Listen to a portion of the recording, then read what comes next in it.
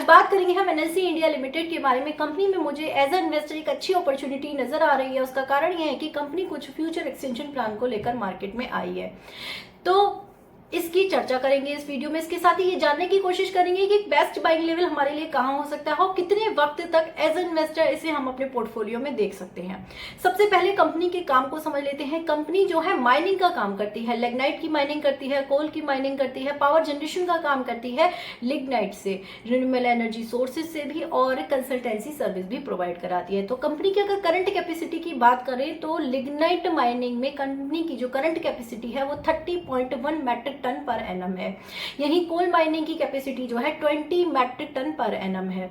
तो इस तरह से जितने भी ऑपरेशंस है ना माइनिंग की, इनके ये जो है एक तरीके का डाइवर्सिफाई पोर्टफोलियो है, ये आपको समझना है। तो डाइवर्सिफाई पोर्टफोलियो, तो इसकी डिटेल में हम नहीं जाएंगे क्योंकि हम कंपनी में एम्प्लॉय नहीं है, हम कंपनी के इन्वेस्टर हैं, तो हमारे लिए ये जानकारी काफी है। तो यही अगर हम बात करें ना, तो कंपनी जो है 5 lignite based thermal power station को भी ऑपरेट कर रही है, जिसमें कि 4 नेवेली तमिलनाडु में है और एक बरसिंगसार में राजस्थान में है।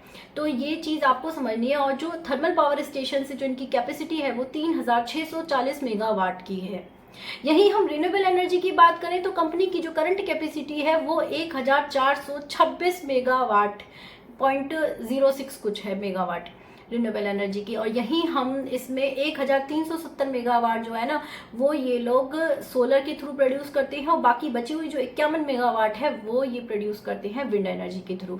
तो ये चीज आपको समझनी पड़ेगी। इसके साथ ही कंपनी की जो प्रेजेंस है ना वो पैन इंडिया बेसिस पर है।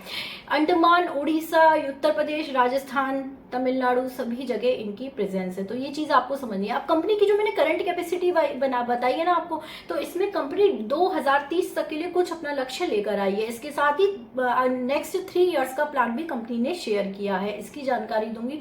और इसके साथ ही कुछ न्यू अपडेट्स हैं, कुछ न्यू एमओयू है, उनकी भी जानकारी आपको इस वीडियो में दूंगी, जो कि इस कंपनी को कहीं ना कहीं स्ट्रांग बना रही है एज इन्वेस्टर हमारे लिए। अब देखो, कंपनी ने 2030 के लिए अपना कैपेसिटी एक्सटेंशन की बात करी है और ये भी बताया है कि 3 साल में कितनी कितनी एडिशनल ऐड कर लेंगे। तो इसकी जानकारी मैं आपको दे देती हूँ कि अब तक जो लिग्नाइट माइनिंग की कैपेसिटी थी वो 30.10 थी, अब इसमें ये लोग एडिशनल 8 और ऐड करेंगे।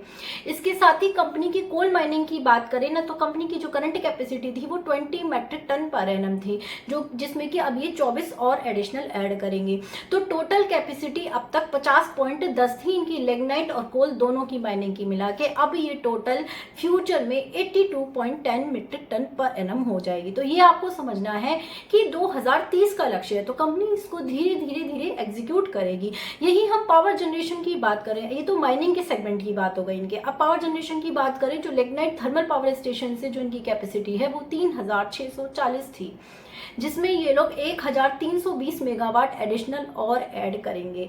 यहीं कोल के थ्रू की बात करें तो 1000 मेगावाट थी, जिसमें ये लोग 5180 मेगावाट ऐड करने वाले हैं। तो ये जो 5180 ये लोग ऐड करेंगे ना, इसमें 1980 मेगावाट अगले 3 सालों में ये लोग ऐड कर लेंगे, ऐसा कंपनी का कहना है।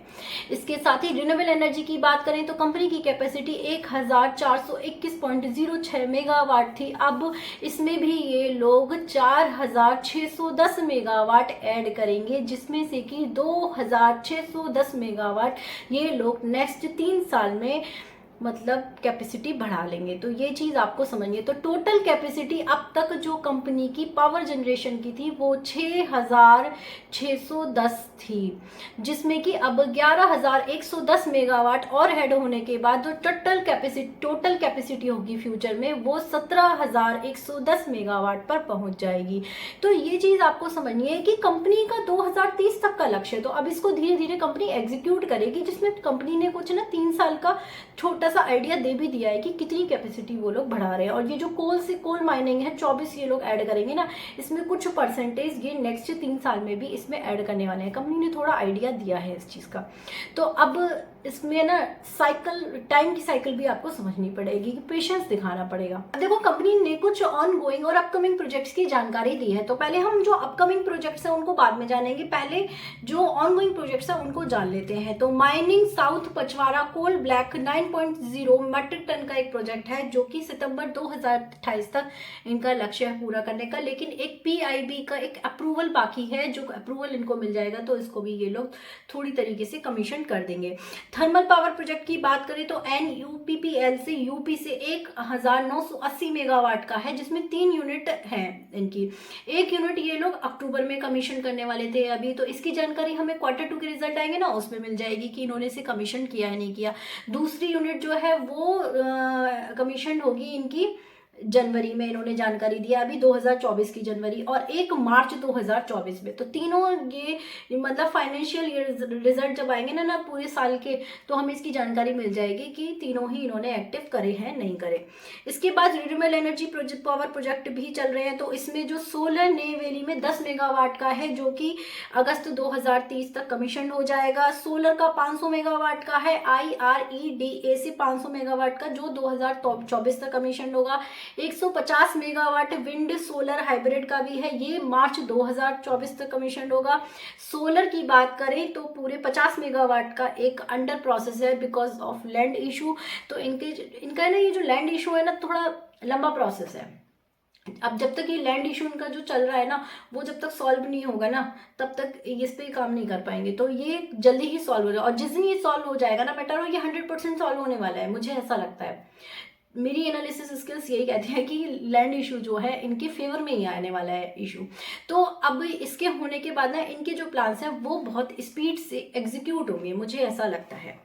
तो अब ये चीज़ आपको समझनी है कि जो भी चीज़ें अब इनकी हो रही है वो 2030 के लक्ष्य के लिए हैं, तो हम एक लंबी नज़र भी बना सकते हैं। और जब ये धीरे धीरे एग्जीक्यूट करेंगे इस प्लान को, तो एक शॉर्ट टाइम पीरियड के लिए भी हम अपना एक व्यू इस स्टॉक में बना सकते हैं। ये है ना कुछ अपकमिंग प्रोजेक्ट्स की भी जानकारी दी है, जिसमें एक MOU इन्होंने साइन किया है असम के साथ, जिसका कैपेक्स 5,500 करोड़ का है, और लैंड आइडेंटिफिकेशन जो है अंडर प्रोसेस में है, तो ये इस वजह से रुका हुआ है, तो ये जल्दी ही सॉल्व हो जाएगा इनका मैटर। लिग्नाइट मेथनॉल की बात करें तो ये मार्च 2027 तक कंप्लीट होगा। जो प्रपोज कैपेसिटी होगी वो 1200 TPD है। तो लिग्नाइट डीजल की बात करें तो प्रपोजल जो रिसीव हुआ है ना इनको वो 290 टन का है पर डे का, और इसका जो कैपेक्स है वो 208.92 करोड़ है कंपनी का। ओवरबर्डन सैंड की बात करें तो 34% से 94% सैंड है वो ओवरबर्डन से रिकवर्ड होगी। तो इसके लिए मार्च में एक LOA इशू हुआ है, जो कि इनका जो टेंडर है वो 31 मई तक फ्लोटेड था। तो अभी इसका जो स्टेज रिजल्ट है वो हमें नहीं पता है, वो आने वाले Q2 रिजल्ट में हमें शायद ये लोग अपडेट कर देंगे।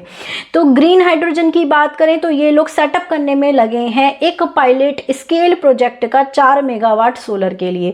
तो ये आपको समझना होगा, और कुछ और भी चीज़ें हैं जो कि टेंडर है इनके पास जो कि अंडर प्रोसेस है, ये भी आपको समझने पड़ेंगे, तो इसकी डिटेल में हम नहीं जाएंगे।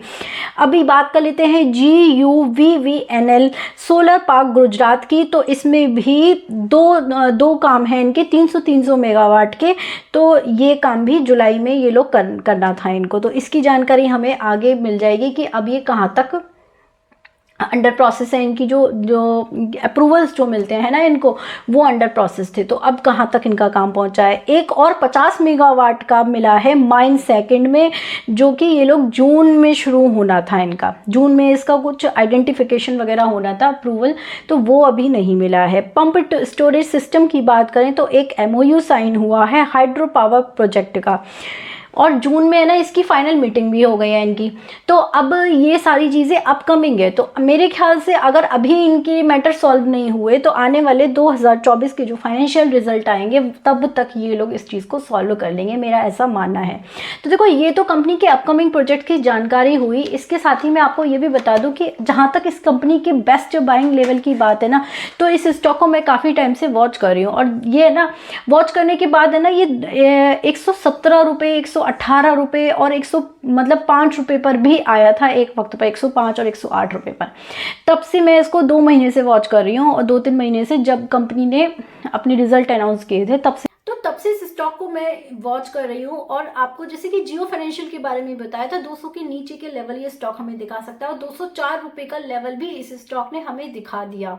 तो ये चीज आपको समझनी है, जियो फाइनेंशियल अगर 204 लेवल दिखा दिया है तो इसका मतलब ये नहीं है कि स्टॉक खराब हो गया है। HFCL ने एक नीचे का लेवल दिखा दिया है, इसका मतलब ये नहीं है कि स्टॉक खराब हो गया। पटेल इंजीनियरिंग भी काफी नीचे आ गया, इसका मतलब ये नहीं है कि ये स्टॉक खराब हो गया। और सभी स्टॉक्स के बारे में यही कहना चाहूंगी, मार्केट का इम्पैक्ट है। देखो इसीलिए कहती हूँ एक साथ किसी भी स्टॉक की क्वांटिटी को हमें अपने पोर्टफोलियो में ऐड नहीं करना चाहिए। अगर हम एक लंबी नजर से किसी भी स्टॉक को देख रहे हैं, उस स्टॉक में ना एक सही लेवल पर बाइंग करने का वो स्टॉक हमें बार बार मौका देता है, ये चीज आपको समझनी है।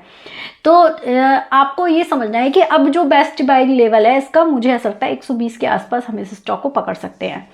तो अब जैसे कि सभी स्टॉक रेड हो चुके हैं तो और भी जगह अपॉर्चुनिटी है, ये टोटली डिपेंड करता है। अब देखो मैं तो ये कहूँगी कि जो है बहुत सारे स्टॉक हमें अपने पोर्टफोलियो में ऐड नहीं करने चाहिए। जिन स्टॉक्स के बारे में हम स्ट्रांग है ना, उन्हीं स्टॉक्स की कुछ क्वांटिटी हम ज़्यादा धीरे धीरे अपने पोर्टफोलियो में ऐड कर सकते हैं, मुझे तो ऐसा लगता है। इस स्टॉक में भी मैं थोड़ी सी बाइंग ज़रूर करूँगी अगर 120 के लेवल इस स्टॉक ने मुझे दिखाए। तो ये चीज़ आपको समझनी पड़ेगी कि ज़बरदस्ती तेज़ी में कभी किसी स्टॉक में बाइंग मत करो। आपको लग रहा है कोई स्टॉक अप ट्रेंड में जा रहा है तो उसे वॉच लिस्ट में ऐड करो, ना कि अपने पोर्टफोलियो में। ये चीज़ आपको समझनी है। जब वो मार्केट गिरेगा और वो स्टॉक नीचे गिरेगा तो वो एक बेस्ट प्राइस पर आपको बाइंग करने का मौका ज़रूर देगा, ये चीज़ आपको कभी भी नहीं भूलनी है। कुछ लोग तेजी में, अगर स्टॉक तेजी पकड़ रहा है तो लोग अपना प्रॉफिट बुक करने की वजह से उस स्टॉक में तेजी में एंट्री ले लेते हैं और वहीं वो फंस जाते हैं और गलत प्राइस पर उनकी बाइंग होती है, इसीलिए उनके जो रिटर्न्स होते हैं वो भी कम हो जाते हैं। अब इस स्टॉक के बारे में ये भी आपको बता दूं कि स्टॉक किसी तरीके का मल्टी बैगर स्टॉक्स मुझे नजर नहीं आता। अगर आप इसको लंबे समय से तक होल्ड करोगे और एक सही प्राइस पर पकड़ोगे तभी ये multi bagger type of return देगा। मल्टी बैगर में भी ये स्टॉक 3 से 4 टाइम्स मल्टीप्लाई हो सकता है, मुझे ऐसा लगता है आने वाले 4-5 सालों में। तो जिस तरीके से कंपनी काम कर रही है, अब जैसे कंपनी ने फ्यूचर प्लान्स, एक्सटेंशन प्लान्स की बात करी है तो कंपनी चेंजेस ला रही है, ये एक प्लस पॉइंट है कंपनी के बारे में। और कंपनी जो है इसकी जो अपकमिंग प्रोजेक्ट्स हैं, प्लान्स हैं, इनको अकॉर्डिंग मार्केट डिमांड और इस सभी चीज़ों को देखते हुए इनमें चेंजेस भी ला सकती है। तो ये चीज़ भी आपको समझनी पड़ेगी। चेंजेस से मतलब है इसको और एक्सटेंड करने की कोशिश कर सकती है अगर ये लोग इसको जल्दी ही एग्जीक्यूट करते हैं। तो इस तरीके से मुझे ऐसा लगता है जिस तरह से रिन्यूएबल एनर्जी में, पावर जनरेशन में सभी लोग अपना एक रोल प्ले कर रहे हैं, तो यहाँ पर ये कंपनी भी अपनी छाया दिखाते हुए हमें मार्केट में नजर जरूर आएगी। अब देखो कंपनी के Q2 की रिजल्ट की अनाउंसमेंट होगी तो हमें जरूर कुछ ना कुछ न्यू अपडेट्स जरूर मिलेंगे, तो उसकी जानकारी मैं आपको आने वाली वीडियोस में जरूर दूंगी। और एक चीज और बता दूं आपको, देखो जैसे कि टाटा पावर ने नीचे के लेवल्स दिखा दी तो इसका मतलब ये नहीं है कि टाटा पावर काम नहीं कर रहा है, काम बहुत अच्छा कर रहा है। किसी कंपनी की इन्फॉर्मेशन को देखते हुए अगर आप उस पर इन्वेस्टमेंट करते हो तो आपको डरने की जरूरत नहीं है। लेकिन अगर आप तेजी में बाइंग कर लेते हो, गलत प्राइस पर बाइंग कर लेते हो, तो वो इन्वेस्टमेंट डिसीजन गलत नहीं है आपका, लेकिन आपके जो परसेंटेज ऑफ रिटर्न है वो थोड़े से कम हो सकते हैं और उसमें वक्त लग सकता है। ये चीज़ आपको समझनी पड़ेगी यहाँ पर। तो अब मैं बस यही कहना चाहती हूँ कि ये जो वीडियो मैंने आपके लिए बनाई है ये एजुकेशनल पर्पस से बनाई है, इसे किसी भी तरीके की इन्वेस्टमेंट एडवाइस या टारगेट वाली वीडियो मत समझना, क्योंकि मैं कोई से भी रजिस्टर्ड एडवाइज़र नहीं हूँ और आपको किसी भी यूट्यूबर की बातों में नहीं आना है, किसी से भी रजिस्टर्ड नॉन रजिस्टर्ड की बातों में नहीं आना है, किसी भी कंसल्टेंट की बातों में नहीं आना है, किसी भी course, online course, Telegram channel और ये जो यूट्यूब पर ट्रेडिंग चल रही है और अलग अलग तरह की चीज़ें बता रहे हैं लोग, टेक्निक्स बता रहे हैं, इन सब चीज़ों पर मत जाओ। मैं आपसे यही कहना चाहूँगी कंपनी की इन्फॉर्मेशन को देखें, कंपनी के कुछ एक्सटेंशन प्लान है, कंपनी के कुछ फ्यूचर प्लान्स हैं, उनको देखते हुए आप अपनी इन्वेस्टमेंट स्टॉक्स में करो हमेशा। ये चीज़ आपसे कहना चाहती हूँ। तो आज की वीडियो में इतना ही। वीडियो इन्फॉर्मेटिव लगी हो तो प्लीज़ लाइक कर देना, चैनल को सब्सक्राइब कर देना। Bye bye, take care.